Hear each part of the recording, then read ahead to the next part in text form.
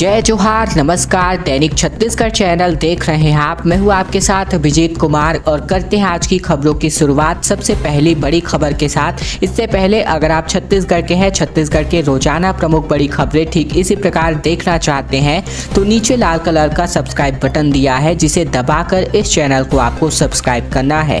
पहली बड़ी खबर, आज के दिन मुख्यमंत्री भूपेश बघेल जो है गोधन न्याय योजना की 46वीं किस्त का भुगतान करने वाले हैं गौठान समितियों, पशुपालक, ग्रामीणों एवं स्व सहायता समूहों को।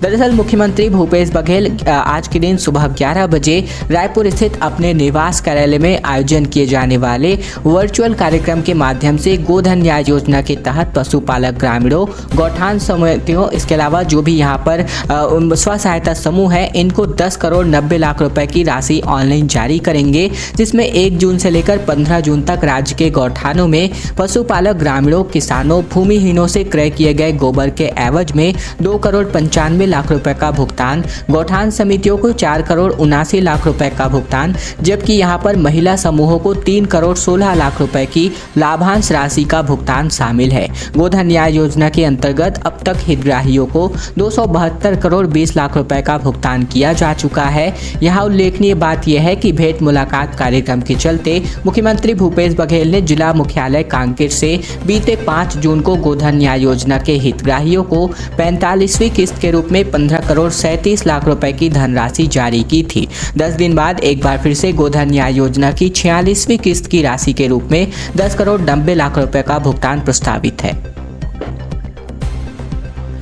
छत्तीसगढ़ में पेट्रोल का संकट जो है गहराता जा रहा है। हिंदुस्तान पेट्रोलियम के 350 पेट्रोल पंप सूखे नजर आ रहे हैं। कंपनी सप्लाई नहीं कर पा रही है, जबकि पेट्रोलियम कॉरपोरेशन ने बड़ी वजह यहां पर साझा की है। छत्तीसगढ़ में महीने भर से हिंदुस्तान पेट्रोलियम के 350 पेट्रोल पंप सूखने की कगार पर पहुंच गए हैं। संचालकों का कहना है कि कंपनियों को एडवांस भुगतान किया जा चुका है, इसके बाद भी कंपनी द्वारा सप्लाई नहीं की जा रही है। वजह केंद्र सरकार के एक्साइज ड्यूटी में कमी बताई जा रही है। डीलरों को डीजल पर 14 रुपए और पेट्रोल पर 11 से लेकर 12 रुपए प्रति लीटर का नुकसान हो रहा है।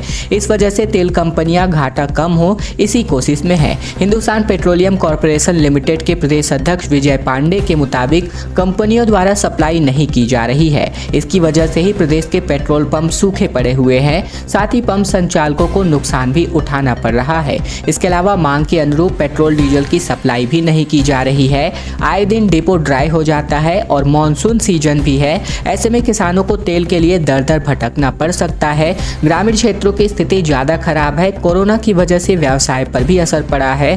सरकार की गलत नीतियों की वजह से पंप संचालक बर्बादी की कगार पर नजर आ रहे हैं। दरअसल 7 से 8 महीने के भीतर एक्साइज ड्यूटी की मार भी 2 बार लग चुकी है। जिम्मेदार अधिकारियों को स्पष्टीकरण देना चाहिए ताकि असमंजस की स्थिति ना बने। कंपनी के द्वारा यह जवाब दिया जा रहा है कि पेट्रोल डीजल पर उन्हें 15 से 16 रुपए का नुकसान हो रहा है। उन्हें नुकसान कम हो इसीलिए डीलरों को कम मात्रा में सप्लाई कर पा रहे हैं। छत्तीसगढ़ में अब बादल बरसने लगे हैं। जगदलपुर में 32 मिलीमीटर बरसात हो चुकी है, जबकि रायपुर, बिलासपुर, अंबिकापुर सहित कई जिलों में गर्मी से राहत मिली है बरसात की वजह से। छत्तीसगढ़ में स्थानीय मौसमी तंत्र की वजह से बस्तर से सरगुजा तक बड़े क्षेत्र में बरसात हुई है। सबसे अधिक 32 मिलीमीटर बरसात जगदलपुर में दर्ज की गई है। यह इस सीजन की सबसे भारी बरसात है। इसके अलावा रायपुर के तिल्दा, बिलासपुर, अंबिकापुर, बलरामपुर, गोरलापेंडा, मरवाही, महासमुंद, कबीरधाम, बेमेतरा, राजनांदगांव, दुर्ग और बालोद जिलों में भी बरसात हुई है। मौसम विभाग ने अगले 4 घंटे यानी कि रात के लिए आकाशीय बिजली गिरने अथवा अंधड़ चलने की चेतावनी जारी की थी। इसके अलावा मौसम विभाग के अनुसार बात करें तो यहाँ पर चेतावनी के मुताबिक 22 से अधिक जिलों में आकाशीय बिजली गिरने अथवा अंधड़ चलने की संभावना यहाँ पर उठ रही थी।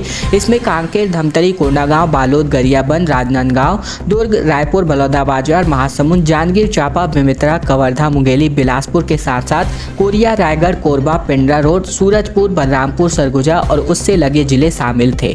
इसके अलावा बात करें तो यहाँ पर अब प्रदेश के अनेक स्थानों पर हल्की से मध्यम वर्षा होने अथवा गरज चमक के साथ छींटे पड़ने की संभावना अब लगातार बनती जा रही है। सिस्टम जो है अनुकूल हो चुका है और अब बरसात लगातार होने वाली है।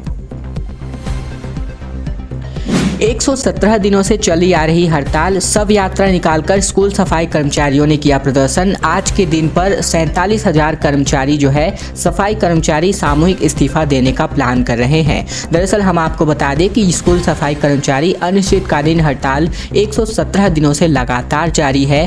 अंशकालीन से लेकर पूर्णकालीन करने की मांग को लेकर लगातार अपना प्रदर्शन कर रहे हैं। इसके अलावा जो भी हमारे भाई बंधु हैं वो लगातार सफाई कर्मचारियों ने शव यात्रा निकाल करके सरकार के खिलाफ नारेबाजी की है। मांग को लेकर के 47,000 सफाई कर्मचारी सामूहिक इस्तीफा देने का निर्णय किया जा रहा है। अंशकालीन स्कूल सफाई कर्मचारी कल्याण संघ के छत्तीसगढ़ के उपाध्यक्ष धनीराम डांडिया के मुताबिक बात करें तो प्रति माह 2300 रुपया के भुगतान में काम करने सफाई कर्मी मजबूर है और इनकी मांगों को लेकर न शिक्षा मंत्री और न ही अधिकारी और न ही कोई विधायक सुन पा रहे हैं। डांडिया ने कहा है कि 2300 रुपए में आखिरकार अपना घर कैसे चलाए, इस सवाल का जवाब सरकार को देना चाहिए। कमेटी गठित कर 15 दिन के भीतर समस्या का समाधान करने का आश्वासन बीते दिन दिया गया था, लेकिन कमेटी गठन के 3 माह बाद भी कोई ठोस कदम नहीं उठाया गया है। इसके चलते अब लगातार 47,000 से भी अधिक सफाई कर्मचारी आज के दिन सामूहिक इस्तीफा देंगे। उन्होंने जिला शिक्षा अधिकारी एवं ब्लॉक शिक्षा अधिकारी द्वारा दबाव बनाने का आरोप लगाया है। टांडिया ने कहा कि हड़ताल छोड़ करके काम वापस नहीं आने पर निकालने की धमकियां दी जा रही है। रेल रोको आंदोलन में जुटी भारी भीड़, जगदलपुर स्टेशन से पहले ही रोके गए आंदोलनकारी। नई ट्रेनों समेत 9 मांगे नजर आ रही हैं। छत्तीसगढ़ के बस्तर में 9 सूत्री मांगों को लेकर रेल रोकने के लिए हजारों लोग यहां पर बीते दिन आंदोलन पर उतर आए। संभागीय मुख्यालय जगदलपुर में हजारों की भीड़ इकट्ठा हुई। रेल रोकने के लिए जगदलपुर के रेलवे स्टेशन पर पहुंचने से पहले ही पुलिस ने सभी को रोक लिया, जिससे आंदोलनकारी रेलवे ट्रैक तक नहीं पहुंच पाए। हालांकि रेलवे प्रशासन ने आंदोलनकारियों की 2 मांगों को पूरा करने के लिए सहमति बनाई, लेकिन लोग सारी 9 मांगों को पूरा करने पर अड़े रहे। हजारों आंदोलनकारियों को रोकने के लिए रेलवे और स्थानीय पुलिस ने भी अपनी कड़ी व्यवस्था लगा रखी थी। स्टेशन के रास्ते पर कुल 2 बैरिकेडिंग लगाए गए थे, एक 300 मीटर पहले जबकि दूसरा स्टेशन के ठीक सामने दूसरा बैरिकेडिंग था। हालांकि आंदोलनकारी बैरिकेडिंग नहीं तोड़ पाए, जिससे वे स्टेशन के अंदर पटरियों तक नहीं पहुंच सके। रेलवे के एक प्रतिनिधि मंडल ने आंदोलनकारियों से बातचीत की और 2 मांगे पूरी करने का आश्वासन दिया। इधर लोगों ने सभी 9 मांगों को पूरा करने की बातें कही।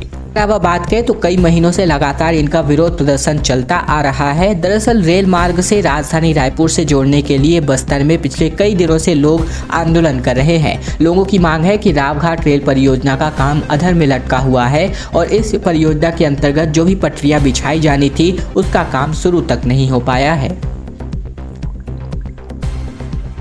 एक बार फिर से केमिकल मिला लाखों लीटर पानी खारून में घुसने वाला है। 3 सीवरेज ट्रीटमेंट प्लांट यानी कि एसटीपी जो है बारिश से पहले शुरू करने की प्लानिंग थी, लेकिन अब तक एक भी चालू नहीं हो पाया है। मानसून की एंट्री के साथ ही अगले 2 से 3 दिन बाद केमिकल और रसायन घुला हुआ लाखों लीटर पानी सड़कों और 17 नालों से होते हुए खारून नदी तक पहुंचेगा।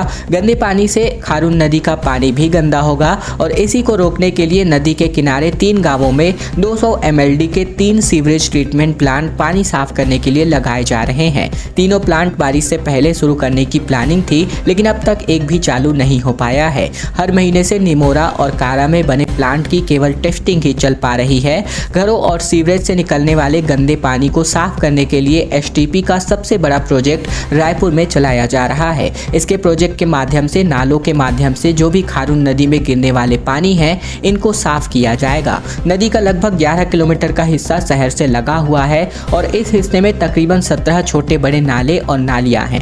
इन्हीं से शहरों का गंदा पानी नदी में पहुंचता है और इस गंदे पानी को साफ करने के लिए नदी किनारे किनारे 11 किलोमीटर पाइपलाइन बिछाई गई है। नालों के पानी को पाइपलाइन में इकट्ठा किया जाएगा, उसके बाद इसको साफ करने वाले सीवरेज ट्रीटमेंट प्लांट यानी कि एसटीपी में पहुंचाया जाएगा। एसटीपी में पानी को साफ करने के बाद कई तरह की उपयोग के लिए यह जो पानी है काबिल हो जाएगा और इसे उद्योगों तथा शहर की अन्य जरूरतों में इस्तेमाल करने का प्लान है। लेकिन इस प्रकार इसकी जो टेस्टिंग ही वो यहाँ पर पूरी नहीं हो पा रही है, जिसकी वजह से इसका काम अभी भी अधर में अटका हुआ है।